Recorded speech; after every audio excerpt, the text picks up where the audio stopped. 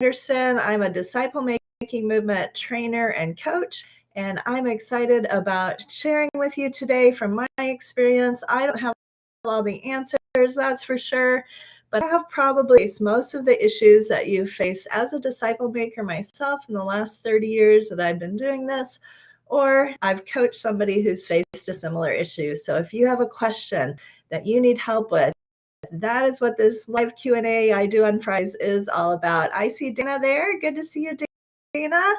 And Allie Smith has joined as well. Good to see you. And again, if you have a particular question, Dana, I got your question. I'm definitely going to be answering that and talking about that today. But yeah, let me know where you're coming in from. We've got some people coming onto some of the other channels also.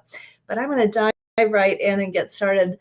2 weeks ago, I was talking about how to sustain a movement. So you work really hard, pray really hard to see a movement begin. And what we want to see is a movement not just reach, say, 4th generation growth and 500 or 1,000 baptized believers. We want that movement to continue to grow and spread and sweep through our region as tens of thousands of people come to know Jesus.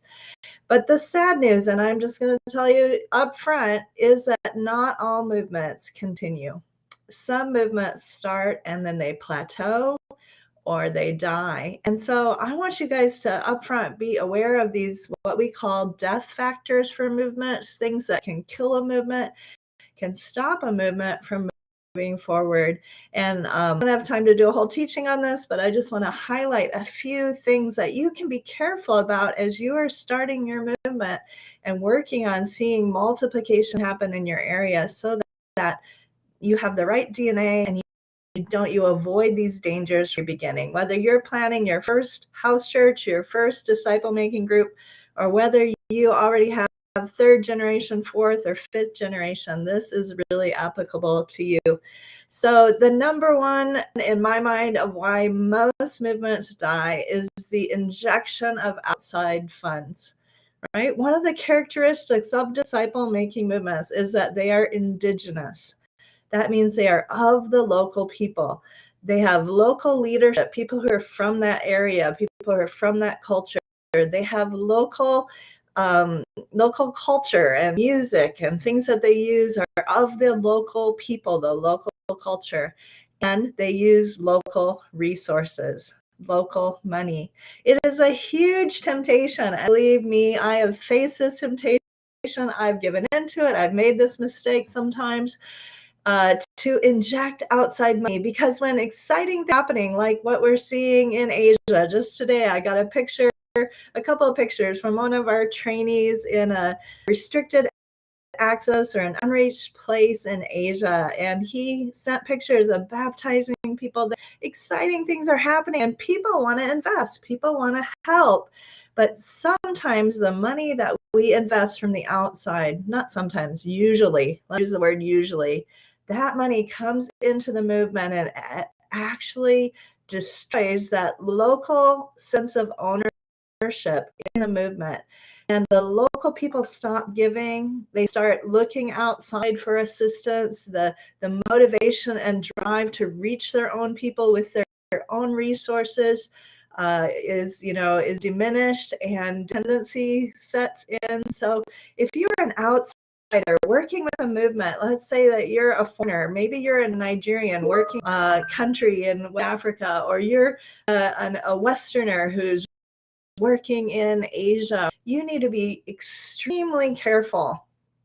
Err on the side of doing too little. I would just tell you that as far as bringing in any outside funding into the movement. Instead of this, you want to teach and train the local people to give for the work of evangelism, for the work that is needed, even the work of community development in their own region.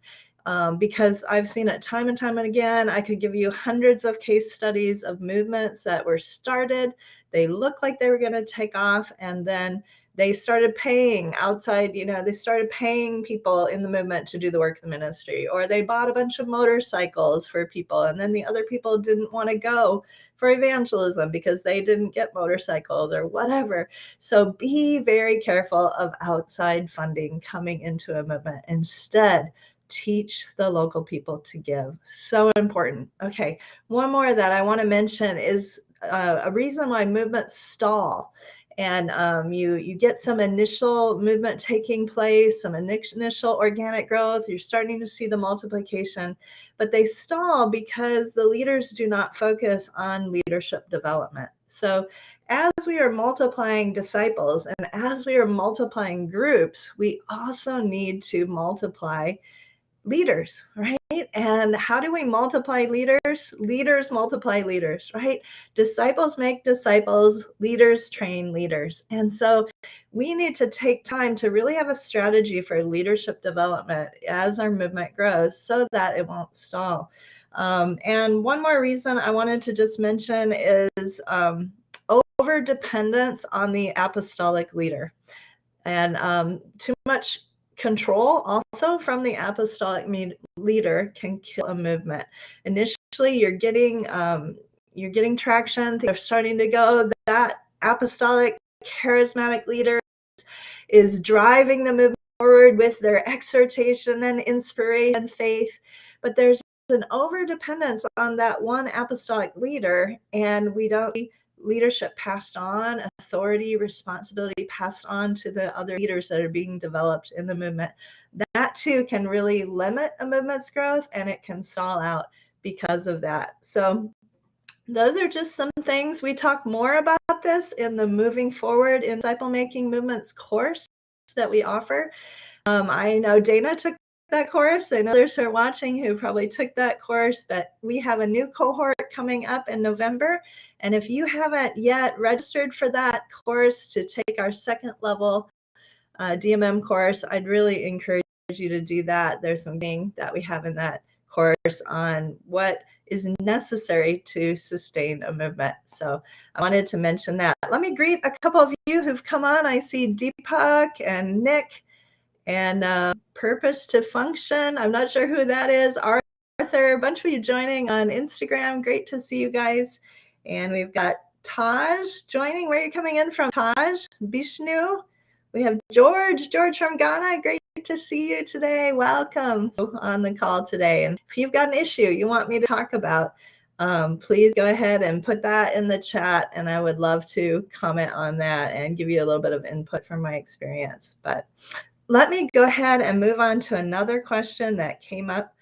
And this one is from Dana, who I know is there watching. And she said, here, let me just read the question. She said, I've been wondering if when we invite people locally to do a DMM or a DBS study, would we have more success if we asked them to host it?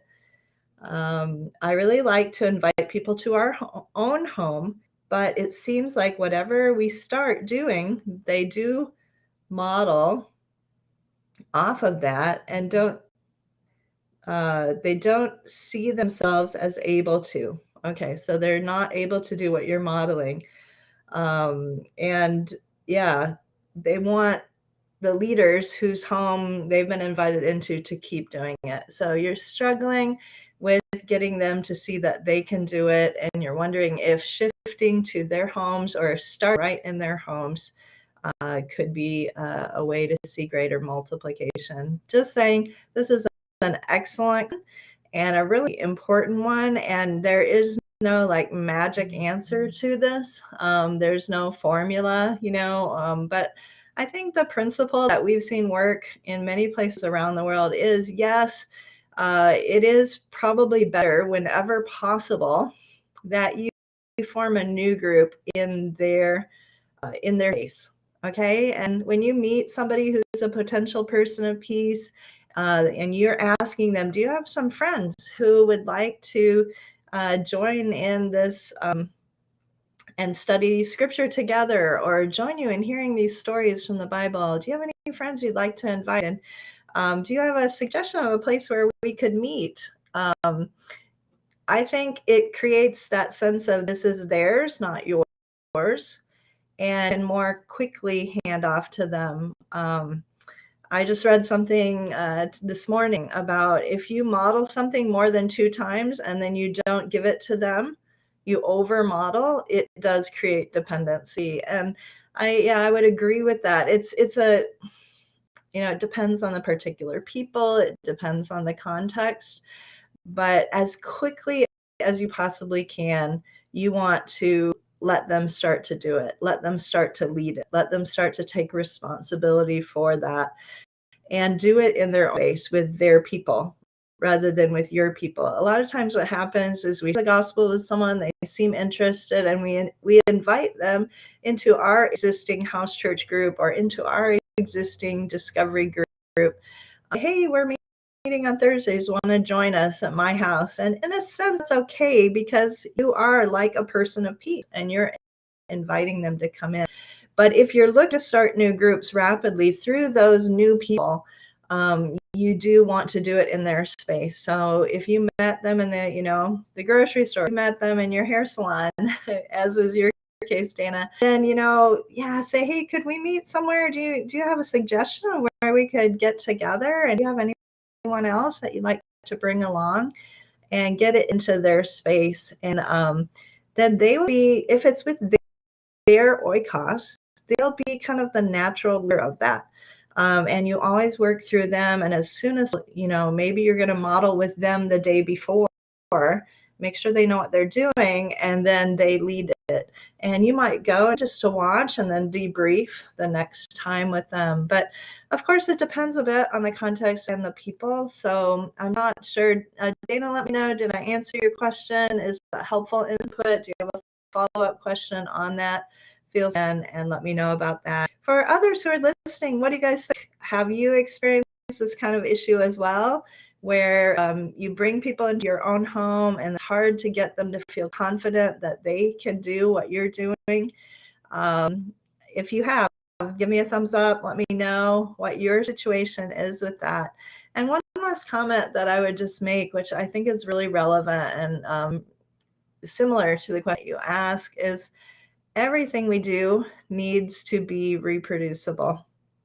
And I know you know that, but what do I mean by that for others who are watching? It means that we purposely and intentionally simplify what we do so that it is not too heavy for the people that we are training.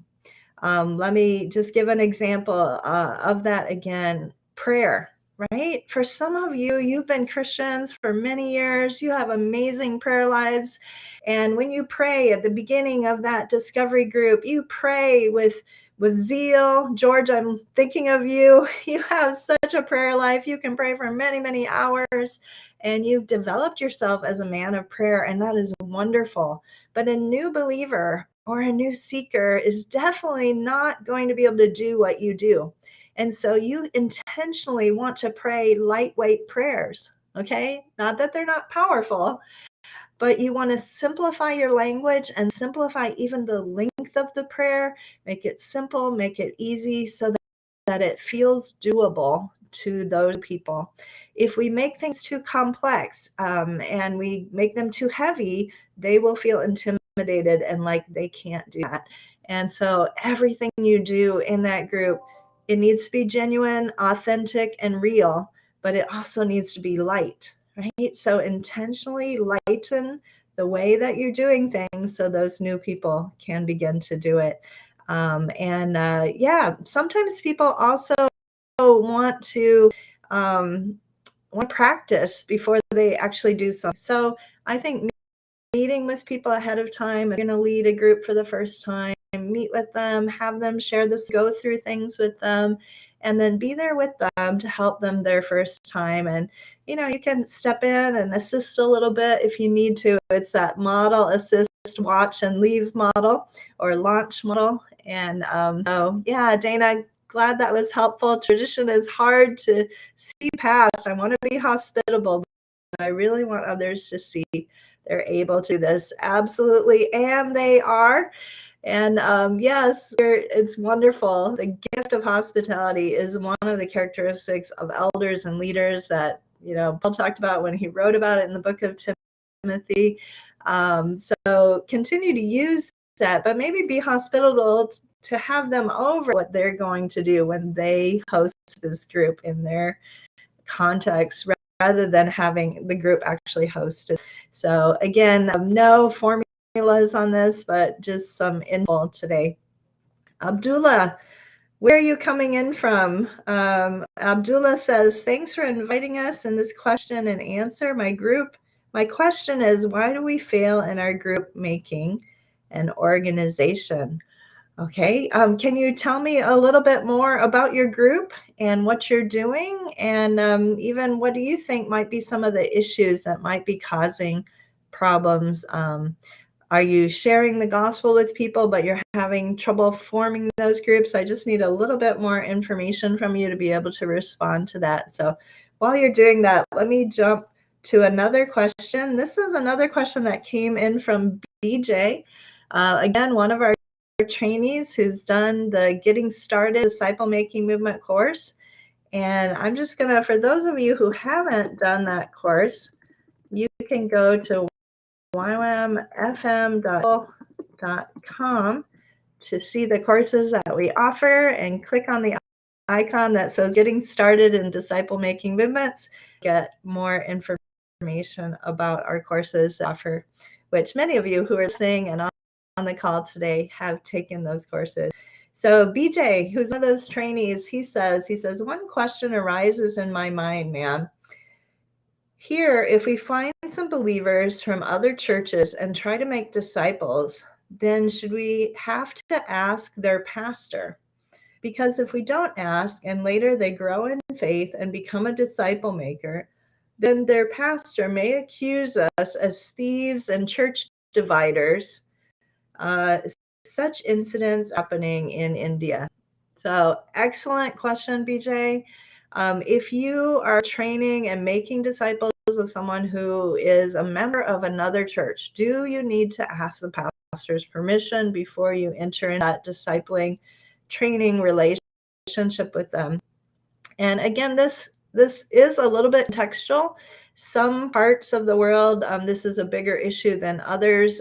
For example, Americans are very independent, and you may get some of that accusation, but it's going to be a lot stronger in a more hierarchical culture and context like India or like Nepal than it would be in the US. But just say that, first off, more effective than training existing church members who attend other churches is to make disciples and train new believers. Those who you lead to faith, those who come to the Lord yourself. As you train them, you're going to see greater fruitfulness and more effectiveness. In the beginning, it can be a slower beginning, a slower start. As you're sowing those gospel seeds and you're looking for those persons of peace among the lost, right? They are out there. Those persons who are going to be apostles to start new movements, they are out there and they're waiting to hear the gospel. So my first input, BJ, is that I would not focus my efforts on training people who already are members of other churches. But occasionally it does happen that people will come to you and want input and want disciple making from you and to learn from you and what you're doing. So I do think it's good to communicate with the pastor. What I would actually do instead of me going to the pastor to let them know about this is I would encourage them to first share with their pastor what they're doing, so that from the beginning, the initiative is coming from them, not coming from me. And that also is going to discourage the pastor from thinking that it's you trying to pull their person away. So talk to the person, say, I'd love to train you, but I'd really like if your pastor, understood more what we're doing. And if he gave the green light and he said, yes, it'll be fine if you want to do that. Let them talk to their pastor, and then after that, maybe have a conversation with their pastor and say, this is what we're doing. This is what this is all about. It's kind of non-traditional. Are you okay with them attending and being part of this? And get their blessing I often say, you don't need to ask permission. It is good to ask for blessing, and it is good to communicate so that you're above board in what you're doing. If you're going to train people from other churches who have other sort of places where they're accountable for their growth and that kind of thing. Having said all that, there will be accusations. It'll be that, or it'll be something else. As you start to see them take off, BJ, some pastors are not going to like what you're doing, and there will be accusations that come against you. What is most important is that you did your due diligence. You did your part to communicate. You know that you didn't try to pull them out, that was from their own initiative, and you did everything you could to communicate. But again, focus on the lost and you won't have that problem.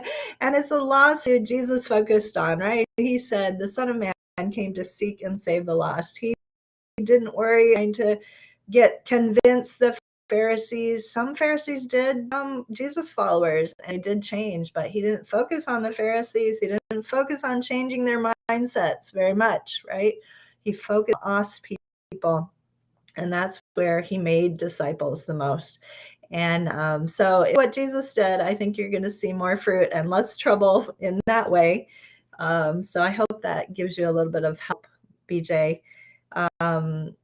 Yeah. Any other questions related to that? What do you guys think? Give me some feedback. Those of you who are watching, what do you think of what I've shared? Any comments or insights you might have into this issue? I would welcome that. Go ahead and type those into that if you would. Okay, I have a question from, let's see, Paul David in Ibadan, Nigeria. And he's asking about, do we have any case studies of a DMM happening on a university campus? I think it's a university campus. He says, do you have a DMM case to learn from campus-based DMMs?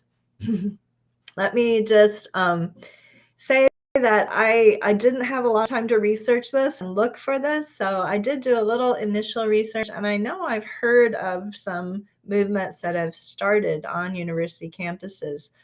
But I couldn't get the specifics for you, Paul David, but I did want to just share a story to encourage you about my own daughter, Stephanie. So our daughter, Stephanie, grew up in Nepal and India, and then she did her high school in Thailand. And when it was time for her to go to university, she really wanted to attend a university campus in the United States where there were lost people. She didn't want to go to a Christian university and be with a bunch of Christians because she wanted to make a difference. Somehow that had come through, and she had caught that from us. And so she went to the University of Minnesota, and she began to share her faith with people around her. She was part of a group called InterVarsity, which is a campus ministry. And they had wonderful training and teaching and encouragement for the young people there.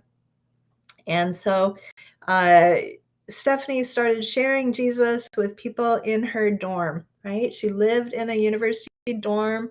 She started sharing the gospel with people, and some of them responded and just they wanted to learn more. And so Stephanie and her roommate, they started these groups of disciples on the university campus right there in the dorm. And then some of those people who started attending those groups, Stephanie and her roommate and others, began to train them and teach them how to be disciples and how they could share their faith with others. And then new groups began in other dorms and other places, and those groups began to multiply. And some of those people that my daughter Stephanie led to the Lord are now InterVarsity leaders and staff who are on campuses in other parts of the U.S., and they are now training disciples and multiplying groups on those campuses. So I just want to say that it definitely can happen. And the issue that happens with students is they grow up and they leave the campus. So what I think is it's really a wonderful place to create a model for them of disciple making. But it's also really important that you train them right from the beginning that when you leave this campus, You can start groups as you're an engineer. You can start groups as you go and you work in the city that you're from. You can start doctors and nurses in the hospital you're going to work in. And so that it goes beyond student ministry. Often what happens is when people leave the campus, they become a good church attender, but they stop being a disciple maker like they were on their campus. So I would just say that's one of the concerns that I have with campus ministry, is that we train people to be disciple makers, not just churchgoers after they leave the campus, and make sure that they understand that that's the vision. We're training you so that when you graduate, you can go and start a movement in your city, and you will train and multiply disciples who aren't students as you continue to grow. So I hope that helps a little bit, Paul David. Believing with you for a movement among students there in Ibadan and many, many campuses across Nigeria. I know we have other trainees like Solomon and Adebayo, who I just taught in one of their conferences, and they are working on high school and college campuses. But just remember, these people do grow up, and you want to, from the beginning, make sure that they carry that model forward into their adult lives. All right, Dana asked a question: can we share the DMM material with a group without them purchasing it? As far as the videos, the answer is you can show it to them, but you can't share it with them. Feel free to show it to them, invite them over, or show it to them your phone or your computer, in their house. But as far as actually turning the videos to them, we discourage that. But any of the PDFs, you're very free to share. Any of the blogs, any of the other materials, the downloads, absolutely free to share those. And we encourage that, actually. So feel free to share away. And if you have a specific question, Dana, just write to me. I'm usually very generous, so probably I'm going to say yes.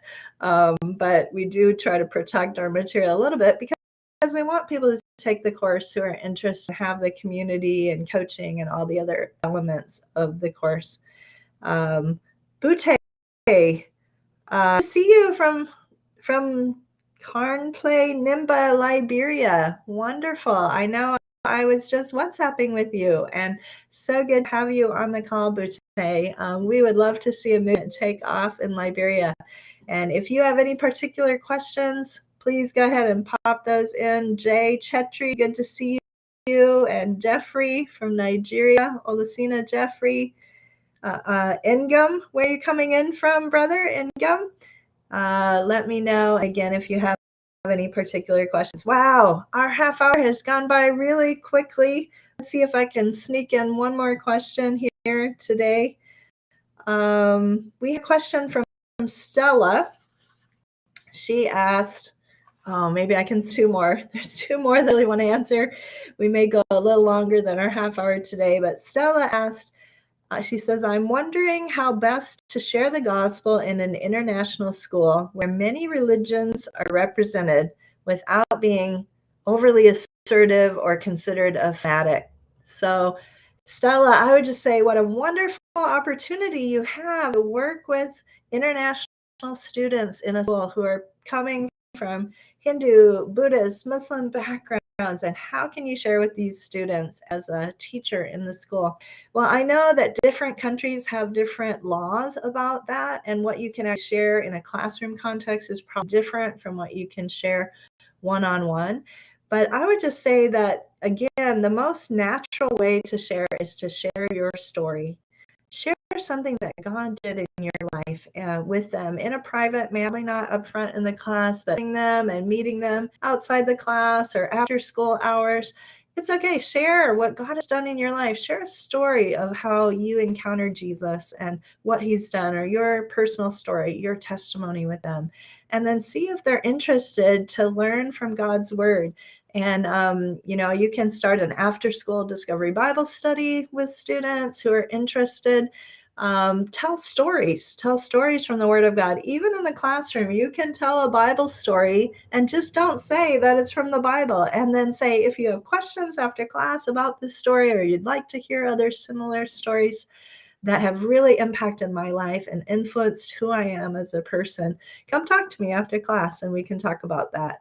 But don't be afraid to share the stories and scripture that have influenced you from your personal experience. And often one of the questions I'll ask people when I'm starting a spiritual conversation is, what book or what author has influenced you the most in your life? And listen to them and what they say, and then say, I have to be honest and say the book that has influenced me more than any other is the Bible. And it's just amazing the truth that's in that book that has changed how I live.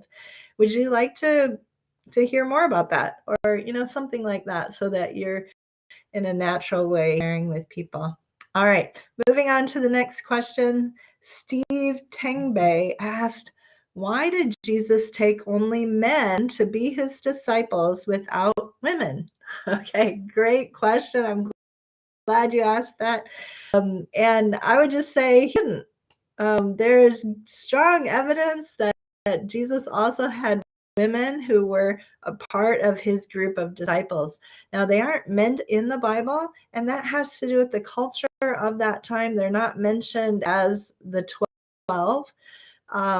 But we see that he had women who traveled and who supported him, and his sponsors, those who have supported him, were people like Mary Magdalene. We see Jesus interacting with women a lot in scripture, and they became his followers. But it was the culture of the time to name the men and not name the women. It was also the responsibilities of the women to be able to leave their family and travel with Jesus were, often a hindrance from that. But Jesus, in his context, which in the Jewish context, women were, right on the level of a dog as far as status, very derogatory culture towards women at that time. And Jesus elevated women, and he acknowledged women, and he talked to women, and he called them to be his disciples. So we do see that Jesus discipled women, and he talked to women, and he raised them up and invested in them. And he also encouraged the men that were there to share with their wives and to them. So I don't have time, our time finished, but there's a lot more that I could say about that. I'd encourage you, Steve, to go to my blog, DMMs, frontiermissions.com/blog. And in the search bar, type women.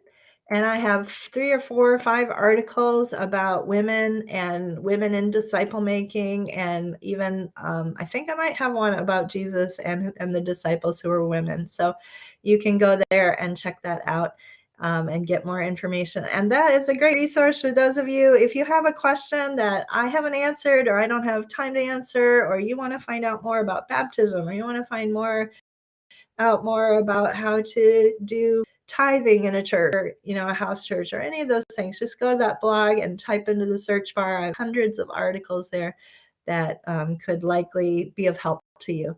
Well, our time is finished. We went 34 minutes today, but I think we had a good session. It was wonderful to see you guys. Keep sending in those questions, and I will be back here again next week at the same time. This will be my last in Missouri. We're going back to our home in Minnesota, so I'll be coming in live from Minnesota next Friday at the same time. God bless you guys. Keep going out and making disciples. We're almost done with our So Find Start Challenge for September. So we have 7 more days, 1 more week to finish that off. Let's finish strong, sharing the gospel, sowing a gospel seed every single day, finding persons of peace, and starting new groups. And if you start a new group this month, let us know about it. There's already groups that have started in Asia. We've heard about groups in Angola that have started this month, groups in Burma and different parts of the world, Myanmar. And God is at work, and he's going to work through you. God bless you guys. Have a wonderful week. Good weekend as well. Bye-bye.